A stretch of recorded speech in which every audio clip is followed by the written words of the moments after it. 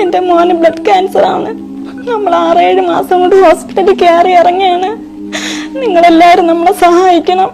Platelet 1000 ഉള്ളൂ ദിവസം. എല്ലാ ദിവസവും നോക്കുമ്പോ പ്ലേറ്റ്ലെറ്റ് 1000 എന്റെ മോനുള്ളത്. രാവിലെ ഇരിക്കുമ്പോഴേ ബ്ലഡും അവന്റെ ഡ്രസ്സും എല്ലാം ബ്ലഡ് ആയിരിക്കും. എന്റെ മോനെ നിങ്ങളെല്ലാവരും രക്ഷിക്കണം. ഫിറോസ് കുന്നംപറമ്പിലാണ്. വളരെ എമർജൻസി ആയിട്ട് ഈ വീഡിയോ കാണുന്നവരൊക്കെ ബ്ലഡ് ക്യാൻസർ ബാധിച്ച 3 വയസ്സുകാരനായ മുഹമ്മദ് തസ്മീർ എന്ന ഈ പൊന്നുമോന്റെ മച്ച മാറ്റിവെക്കാൻ 55 ലക്ഷം രൂപ കണ്ടെത്താൻ ഞങ്ങളോടൊപ്പം നിൽക്കണമെന്ന് അഭ്യർത്ഥിക്കുക. അത്രയ്ക്കും സീരിയസ് ആണ് ഈ കുഞ്ഞിന്റെ അവസ്ഥ.